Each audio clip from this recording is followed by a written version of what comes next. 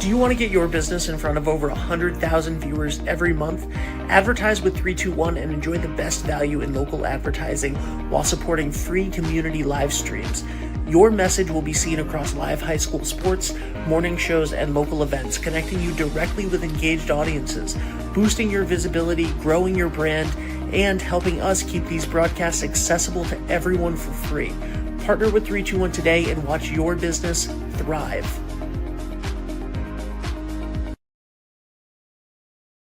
Good morning, everybody, and welcome back. My name is Ben Barber, and today I'm very excited to be joined by someone who I've actually known for about 5 years now, which seems crazy.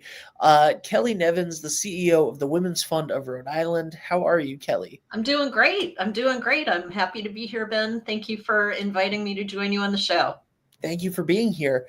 Tell us first a little bit about the Women's Fund of Rhode Island. Yeah, sure. So Women's Fund of Rhode Island was started in 2001 as a donor-advised fund of the Rhode Island Foundation and a local philanthropist by the name of Simone Joyaux. Together, they raised money to give out to organizations that were serving women and girls in the state. But over time, they recognized that more needed to be done than just making grants. And so in 2005, we became our own nonprofit. And today we do research on the status of women and girls. We use that as a fact-based platform to advocate primarily for state-level legislative change. We teach leadership and advocacy, and we're still a grant maker. And we do all of that just to achieve this teeny tiny little goal of gender equity through systemic change. That sounds like a teeny tiny little goal. It sounds like a very small goal. How did you get involved? Yeah, I've been a fan of the Women's Fund for a long time. I have been part of the nonprofit sector pretty much my entire career, worked for great organizations like United Way, University of Rhode Island, the Volunteer Center of Rhode Island. And all through that time, I kept coming across the great things that Women's Fund of Rhode Island was doing. And I had an opportunity to apply for the CEO position, and I joined the team in 2016. Awesome. What are some of the changes that you've seen since 2016 in the organization in Rhode Island? Like, Yeah. Well, since 2016, I actually, when I took over the organization, I was the sole employee, and then built the team up to, we now have 4 full-time staff and a couple of interns. We put out a number of different research reports, including one that just got released last week, the Rhode Island Girls Report, which we did in coordination with the Girl Scouts of Southeastern New England, Kids Count, Brown University, the Women Project, number of organizations that were looking at data related to girls in the state. We have graduated many more folks from our Women's Policy Institute, which is a 9-month training program that teaches people to be grassroots advocacy leaders. COVID happened. And so while we were doing really well at narrowing the gender wage and wealth gaps, that started to expand again during COVID. And now we're experiencing some economic challenges across the board. And so, we continue to work to pass legislation that will level the playing field for everyone, but also make sure that we're doing this with women front and center. So we can talk about some of the bills that we've passed into law if that's of interest, or, just more generally say, there's still a lot of work to be done. Yeah, absolutely. So what are you working on right now? Yeah, so again, we just released the Rhode Island Girls Report. So we are working in concert with our partners to get that information out to the broader community. Some of the highlights related to that report are that middle school girls 40% of them in Rhode Island are experiencing more than 2 weeks of depression at any given time. 20% of them have thought about suicide, and over 10% have actually made a plan or attempted suicide.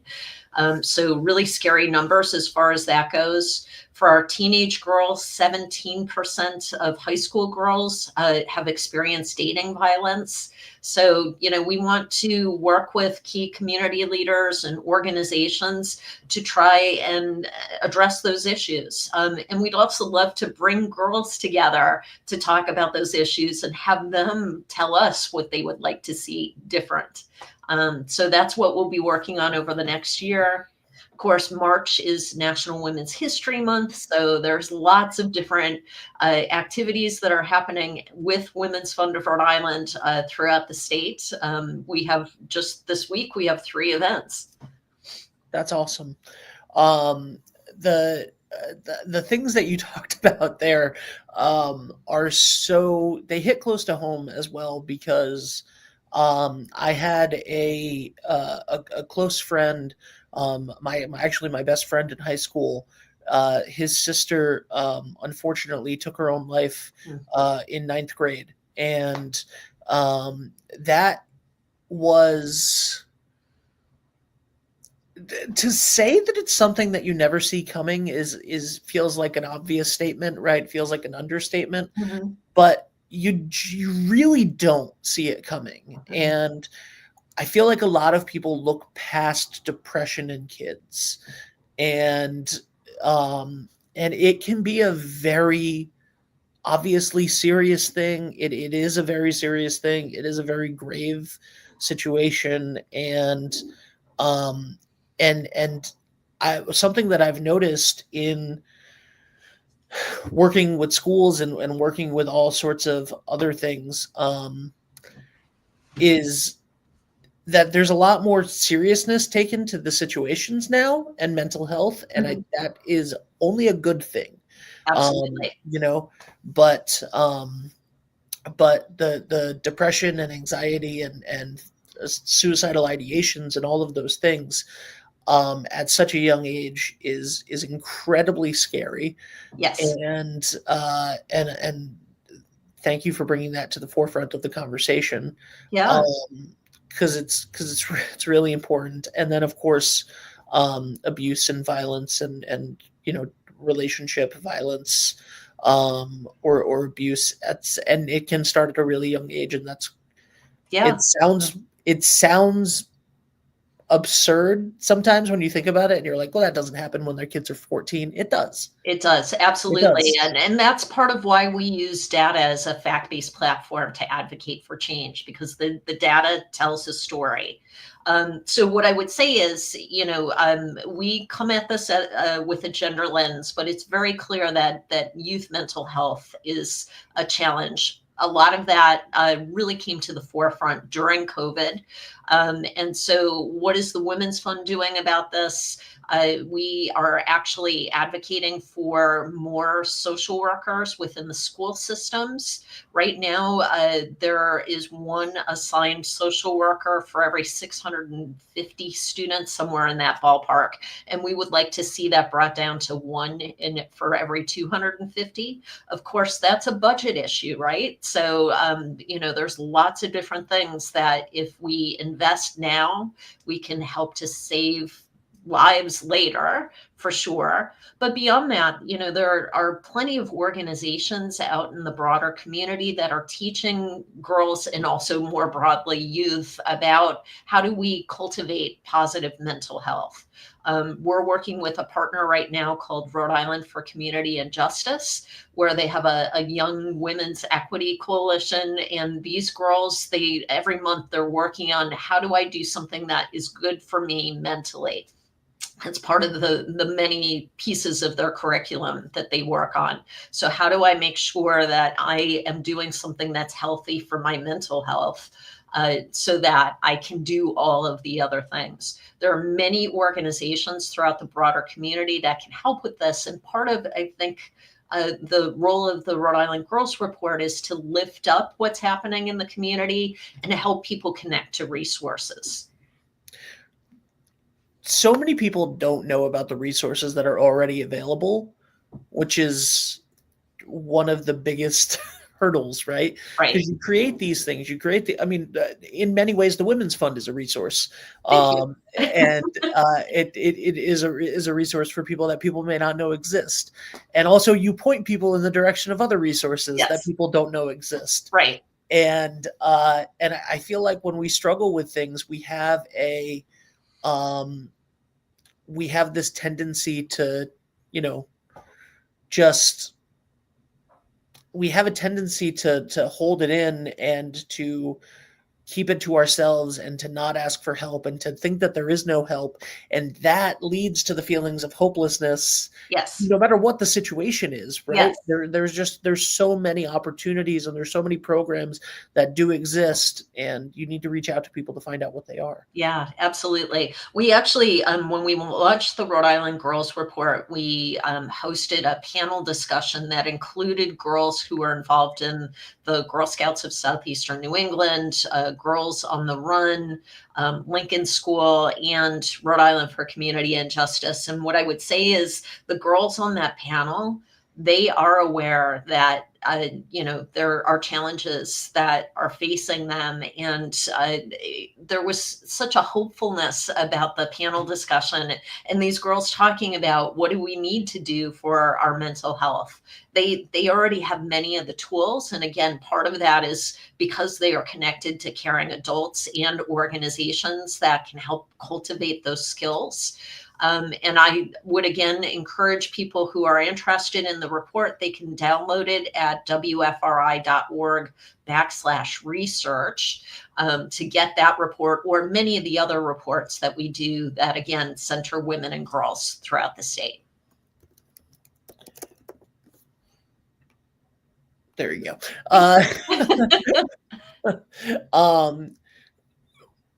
Are there any events, any Oh my fundraising, goodness. anything that's coming up that you want to talk about? Yeah. So again, March is Women's History Month. So depending on when people connect to this broadcast, on March 6th, we are partnering with Bellini Rooftop on a Sip and Savor Women Shaping History. It's a fun cocktail event with cocktails that are inspired by women in history, like Amelia Earhart, for example. On Sunday, March 9th, we're doing something called the Diva Empowerment Concert. And we have singers and bands from throughout the state who are really just coming together to sing songs of empowerment that will be positive and fun. I think right now there's a bit of anxiety in the world. And so what better thing to do than come together and sing? On March 26th, we are hosting another of our feminist activist book club meetings.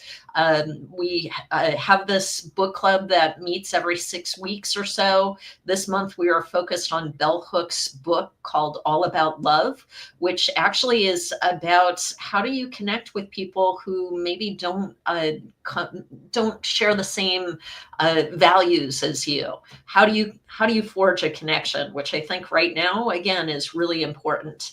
And then at the end of the month and moving into April 1st, we are part of the 401 Gives campaign, the virtual day of giving for nonprofits throughout the community that's hosted by United Way. So we encourage people to plug in any way that seems like a good fit for them.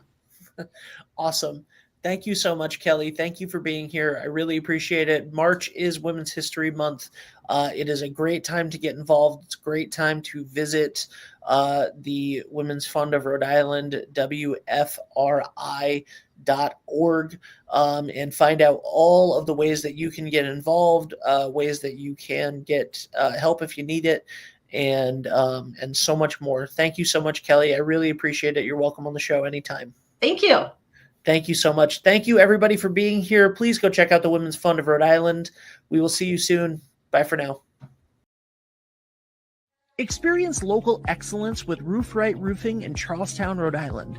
With over 40 years of unmatched expertise, Roof Right specializes in architectural shingles and holds the prestigious title of GAF Master Elite Installers. Known for their commitment to the community and support for local initiatives, RoofRite is your trusted partner for all of your home's roofing needs. Call today for a free estimate at 401-212-4140.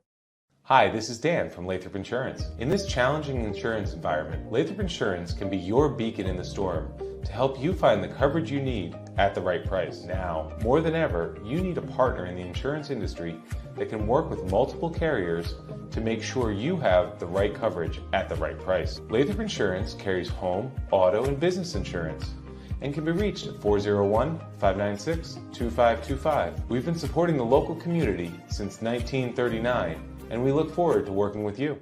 What's going on, everybody? It's Patrick down here at the Wireless Zone at Dunn's Corners at 224 Post Road, and everybody down here is getting the brand new iPhone 16. We have it here in stock. The best part is right now, if you trade in your old phone, you get it for free. We got deals all weekend, awesome savings. Come on down and see us, 224 Post Road, Dunn's Corners, Verizon Wireless Zone. We'll see you soon. D&V Mechanical specializes in the installation, maintenance, and servicing of Mitsubishi ductless mini-split heat pump systems. We are certified by Mitsubishi as Diamond Elite Contractors and factory trained and up to date on the proper procedure of the installation and service of Mitsubishi ductless heating and air conditioning ductless heat pumps. We assist with the paperwork to reduce much of the stress-related documentation required to get the state rebates and federal tax incentives. We are not a jack-of-all-trades, master-of-nothing company. We are masters of ductless heat pumps. It's what we do, and it's what we know.